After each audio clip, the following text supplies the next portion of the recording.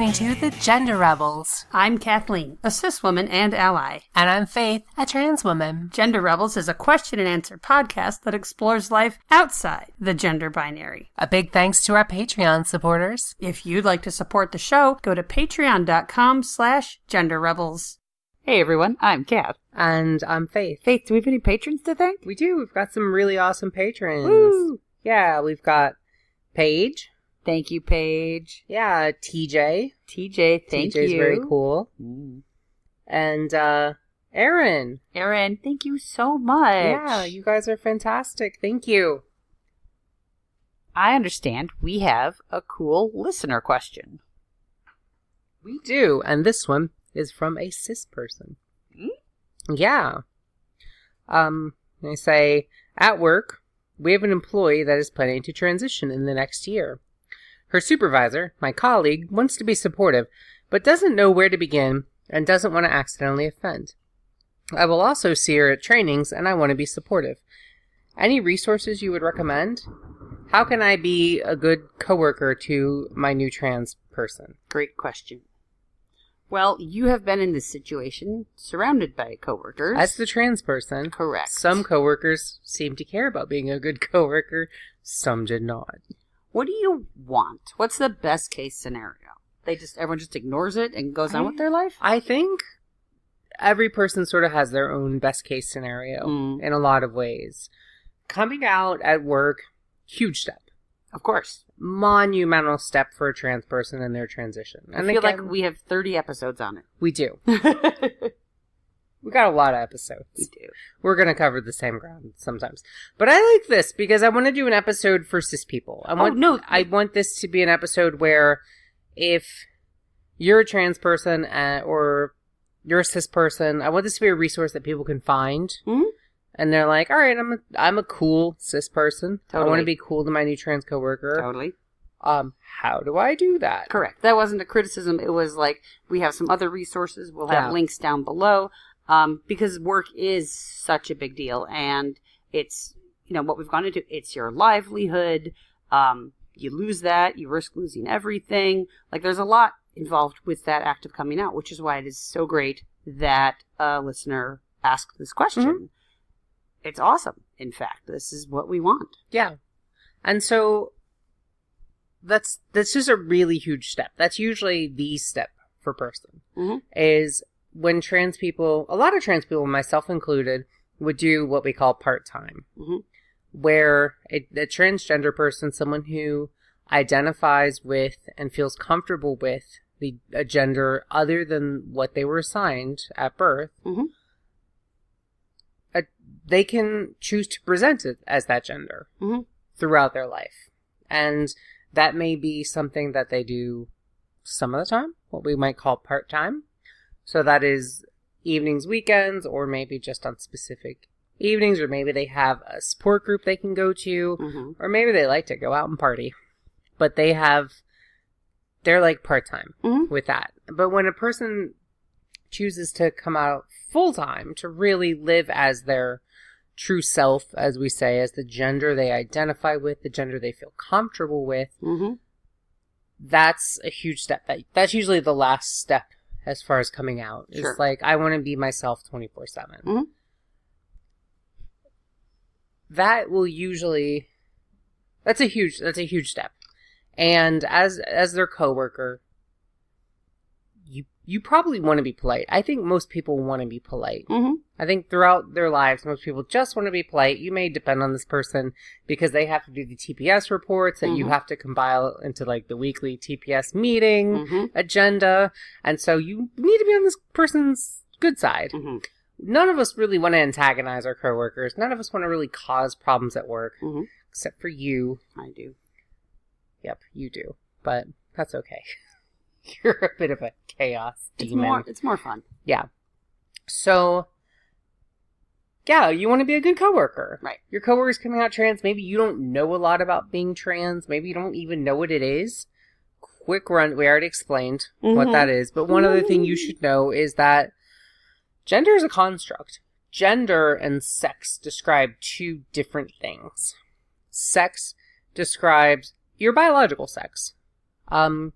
Gender is a set of roles and behaviors that society has decided different groups of people should do. Mm-hmm. And often that aligns with biological sex. Mm-hmm. For a lot of people, it doesn't. Mm-hmm. Gender is a social construct. Correct. And a lot of people who are anti-trans or don't understand being trans will confuse those two. Mm-hmm. And so it's very important we make a distinction between those two. The example I really love is the dogs.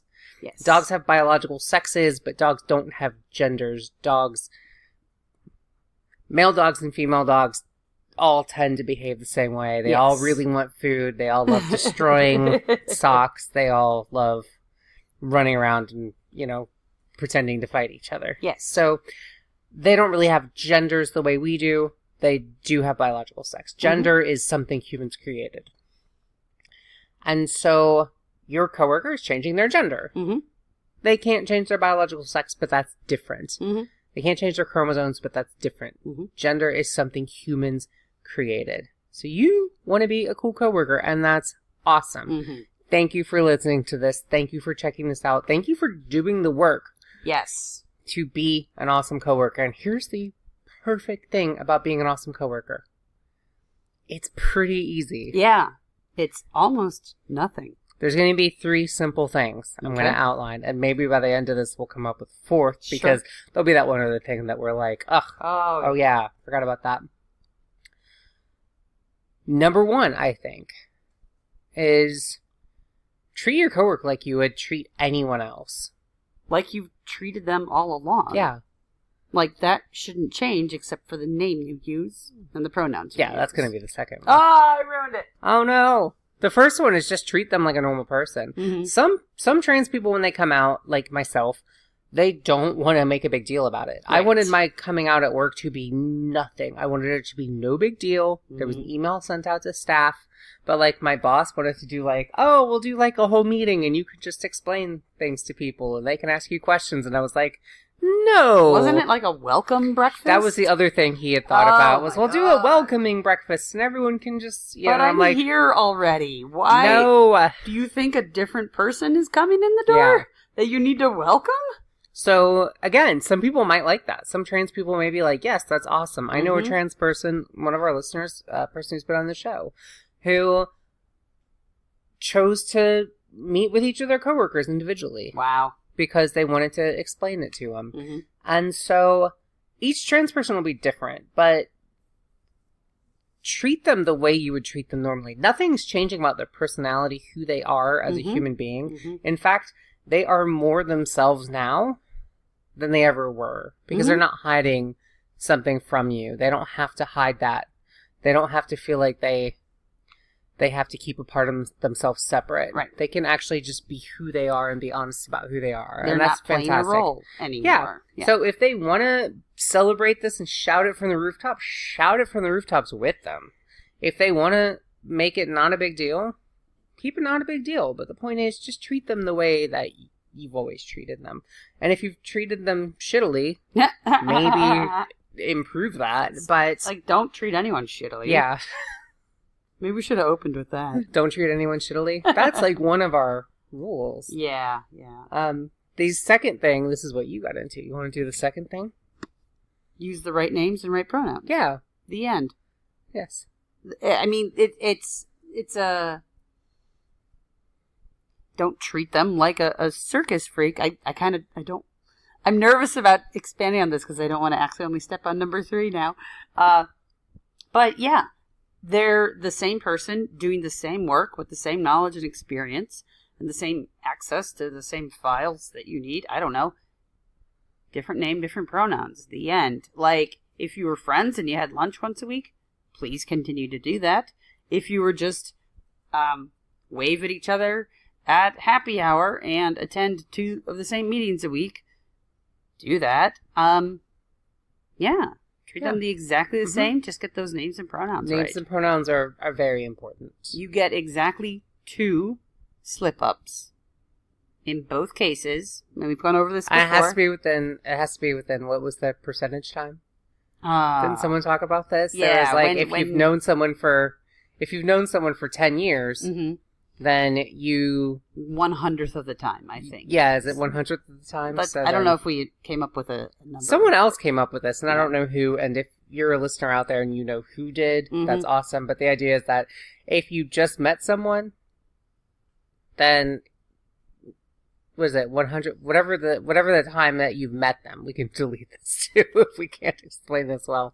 If you've known them forever, it's going to be a little harder to switch names and pronouns. You get a little more of a grace period. Yeah, it's 100th of the, so it's 1/100th of the time, 1% of the time that you've known them. So if you've known them for 100 years, you can screw up for a year. If you've known them for 5 minutes, you can screw up for 20 seconds. Never screw up. Yeah, or whatever that would be. It's a vanishingly small fraction of a second. And so you do get, people do screw up. People are habitual. I get that. The coworkers that I've had who got married and chose to take their spouse's name, I'm often like, I rarely refer to them by their last name, but every time I'm like looking them up on the phone charts, double check. I'm like, what is her last name now? Yeah, okay, it's this. So that's something that people do screw up. People screw up.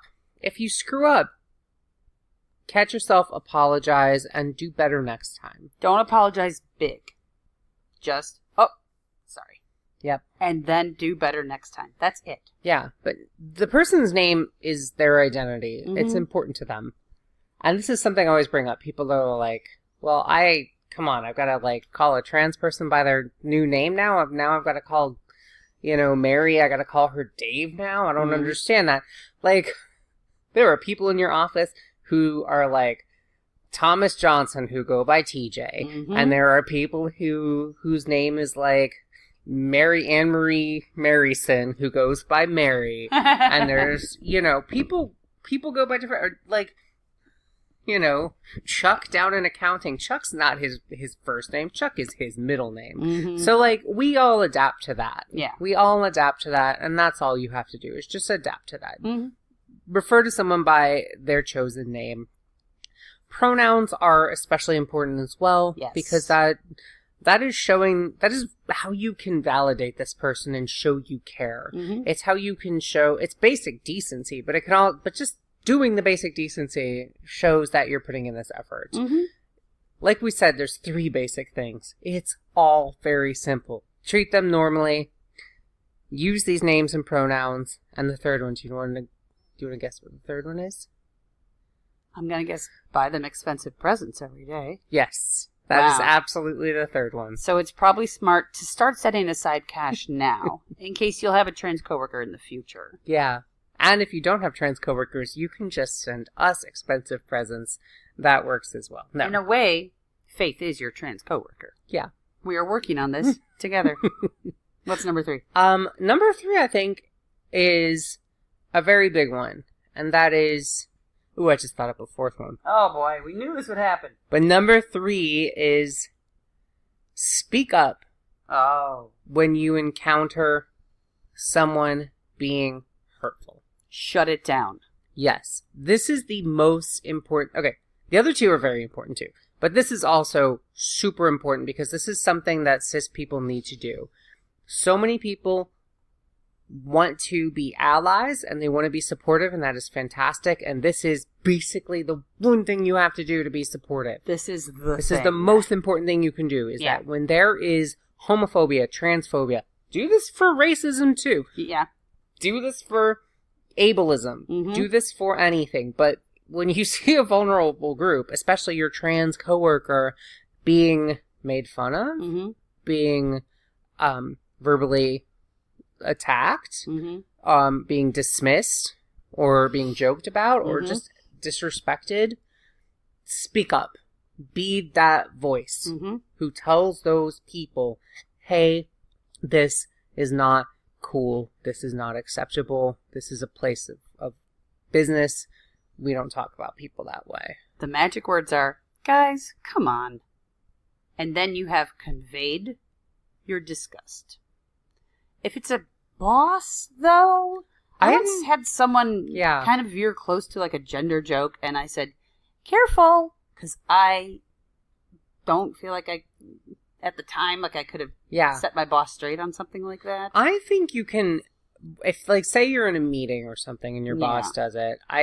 What I might do is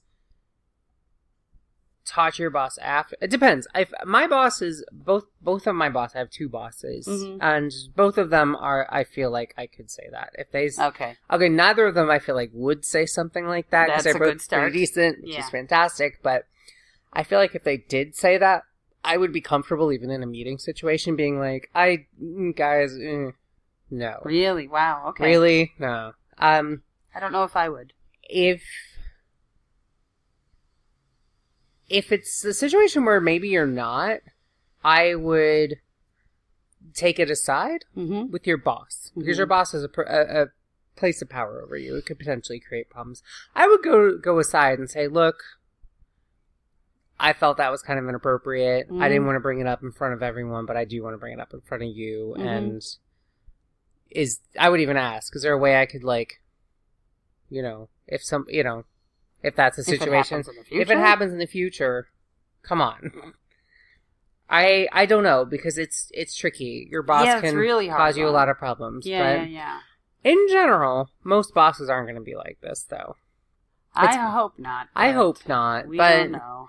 There's an HR department. You can stick up other times. Obviously, keep your job. But one trick I heard about that might be put to good use here is something that I'd read in the context of for how guys can help with toxic masculinity. And if they're in a crowd of guys who starts hassling some girl walking by, and one of the guys in the group is really not into it and really not cool with it, but doesn't necessarily feel like he can be like, shut it down, bros. Yeah. Look around the group and see if anyone else looks uncomfortable. So do that in the meeting. Look around the meeting if someone else is kind of fidgeting or looking away or rolling their eyes. Meet up with them later and say, I saw how you looked when the boss made the attack helicopter joke, and I felt sick to my stomach. That was not cool, right? Yeah, that wasn't cool. Hey, how about if it happens again, both of us speak up. Yeah. We make a pact. I'll say, that's not cool, and you got to have my back. Yeah, actually, that is really not cool. I don't know if this works, but it might be an option for some of our listeners. It might be an option. And again, you know your work situation. You know your boss. You know where you stand. I think it's important to speak up where you can. And I think a lot of the time might be in the canteen or just shop talk or whatever. And it may just be a situation where, obviously, if your boss is doing this in a meeting, you may not feel safe doing that. Right. Do what you can. Maybe have a word with HR if need be, but or shoot an anonymous email or something like that. Put an anonymous memo to HR. But I think in general, it's probably not going to be bosses doing this in meetings. It might be bosses doing this in private. Yeah. But it's probably going to be, you're probably going to experience this most often with coworkers doing this in what I'll call private, quote unquote, or just non-crowded, I see, not as public situations. No one's going to do this in a formal setting, hopefully. But speak up, write in, let us know if we've got that wrong. If you've got bosses wildly transphobic at the company annual picnic or something, we would love to know. I hope that is not the case. I'm going to believe that is not the case until I hear otherwise from y'all. So I hope. But let's just say speak up. Okay. Speak up when you can. 1, 2, and 3. When you have the ability, speak up, speak up, speak up. Got it. Because you want to be an ally, and part of what normalizes all this stuff is people seeing that others don't approve of it. Even your most diehard, racist, homophobic asshole still wants to kind of be popular. Yeah, they don't love it when they see someone roll their eyes after they say something. Even if it's like their nephew's buddy or something. People don't like that. They don't like the negative feedback. And they start to see that. And hopefully that slowly, glacially begins to change opinions. But that's, I think, the biggest thing is you want to be cool to your coworker, stand up for them. tell other people this is not acceptable. This is not cool. This is not right. Come on. Definitely shut it down if you hear it from people you supervise. Yes, absolutely. Absolutely exploit your position of power in every possible way for the good of all humanity. Yes, I mean, I agree with that. That's one of the things that people need to understand. And again, this is for our cis listeners. A lot of what we talk about in what is so-called identity politics or PC culture or whatever is mostly about things people can't help. And I think that's something people need to understand about being trans or being gay. This is not something that any trans or gay person chose. This is something inherent to who we are. I'm a transgender woman. I felt dysphoria my entire life. Dysphoria is that deep feeling of discomfort with my assigned gender, right? With being male. I didn't like it. I never liked it. I never felt right in that role. And transitioning to a female gender works for me. Makes me happier. Solves that problem. I never chose to be dysphoric. I did choose to transition, but I didn't choose to be dysphoric. I didn't choose to have those feelings. The same way that an African-American person does not choose their ethnicity, right? A person with cerebral palsy does not choose to have cerebral palsy. A person, if she was female, didn't choose that, except for me. No. Yeah. These vulnerable groups that you know, need to be treated normal are they're all things people didn't choose. And I think that's the important thing also people need to realize is that LGBTQ people, the T being trans, they didn't choose this. This is not something they chose. And at work, in a professional situation, especially, of course, in other situations, we also shouldn't be discriminatory, but in work, especially in a professional atmosphere where we've got to work with all sorts of different people, all sorts of different clients, all sorts of different customers, all sorts of different vendors, we have to put aside that shit. People don't choose this. You have to accept that and treat them the same as you would any other person. This is like the most basic thing in the world. I shouldn't even have to be saying it. I can't believe we have to say it. We shouldn't have to say it, but... All right, do you want to know what thing number 4 is? I do, yes. Do you want to guess? Yes. Do you have a guess? Does it involve puppets and puppet shows, like specifically finger puppets, but maybe sock puppets? So many types of marionette puppets and what are called Muppets. Oh, fun. Which are a combination puppet marionette. Oh, but they were sock puppets for the most part.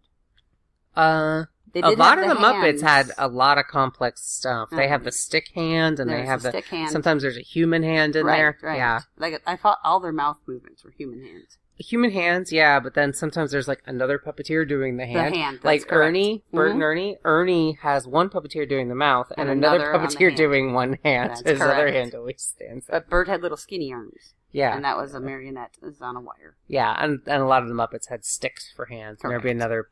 another puppeteer doing the hands. Exactly. Anywho. Kermit had sticks for his hands. Yeah. Sometimes you can see the little wires. Oh, I always saw them. Yep. I actually enjoy puppetry a great deal. I like doing it a lot. We even looked into classes.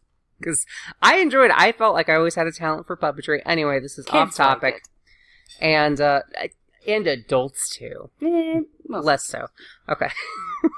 Sophisticated adults with good taste. It's like a good way to amuse a kid if you ever have to. I also just think it's fun.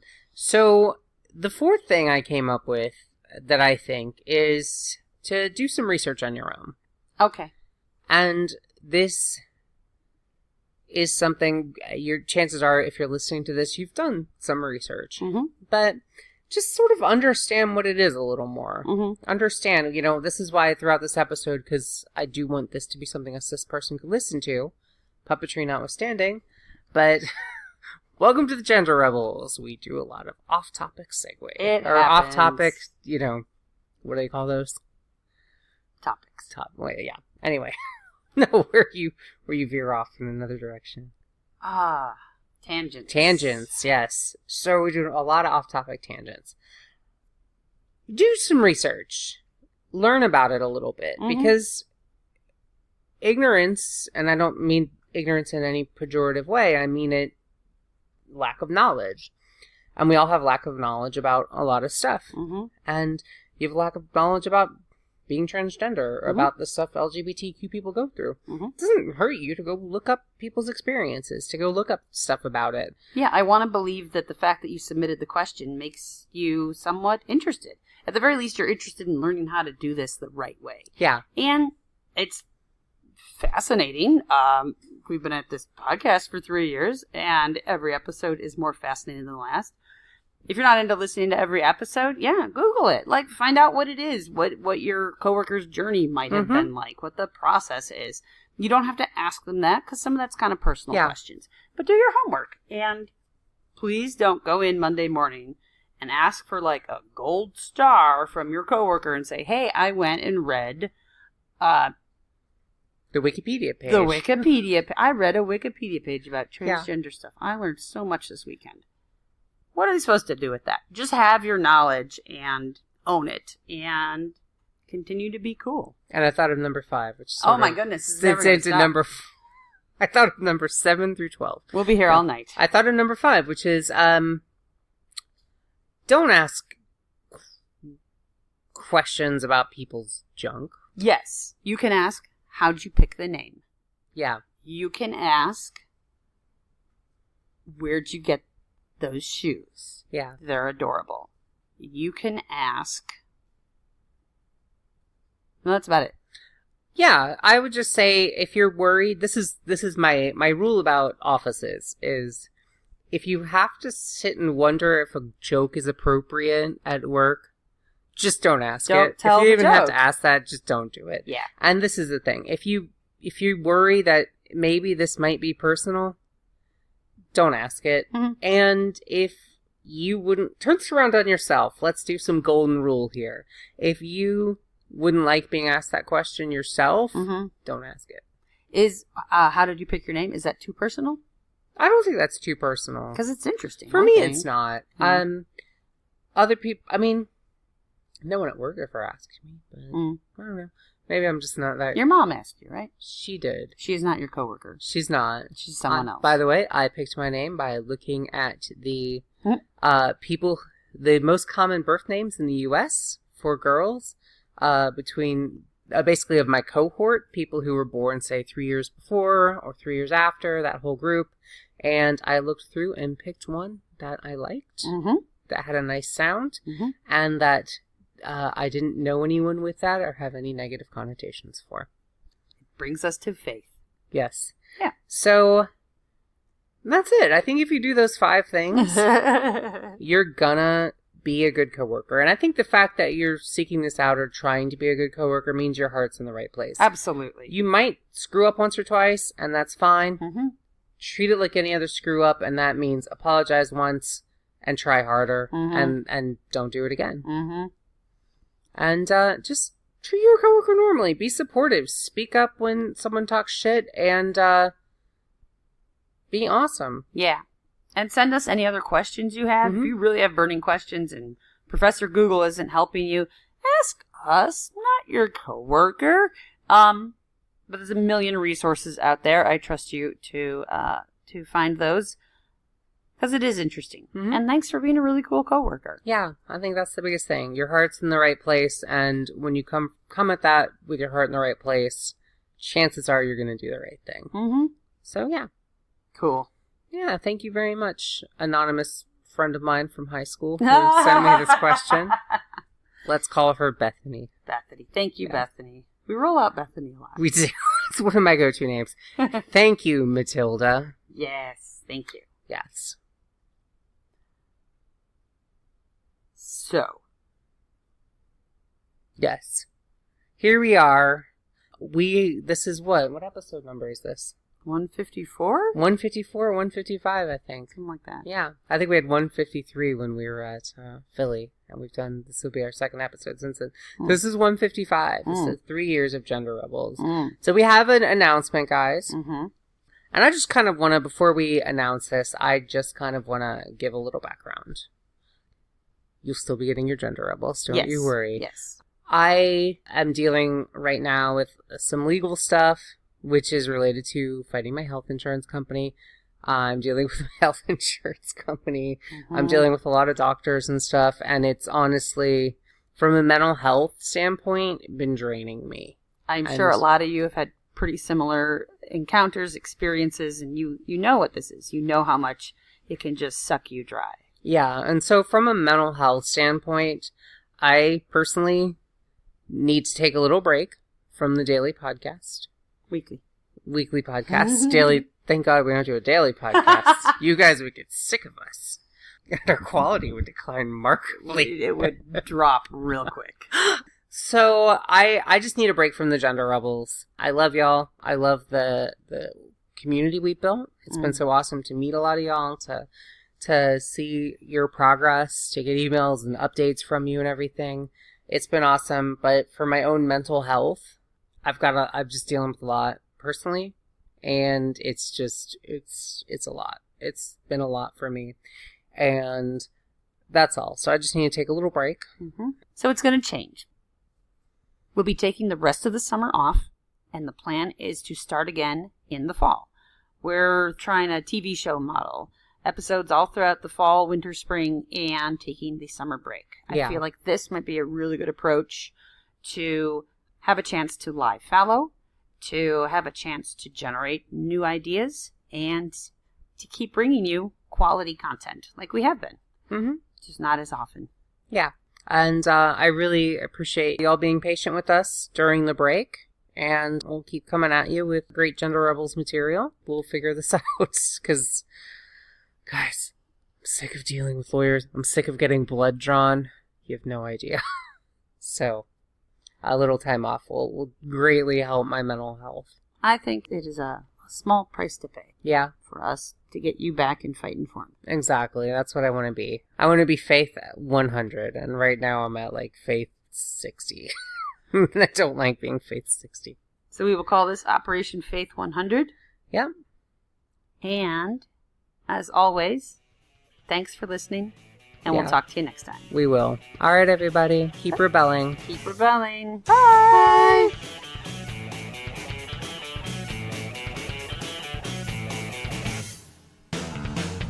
If you've enjoyed this episode and want to help us keep making more great content, go to patreon.com/Gender Rebels. We have many different levels of support and lots of great rewards, including drinks with the Gender Rebels at Stonewall. Please leave a 5-star review on iTunes. That makes it easier for other people to find us.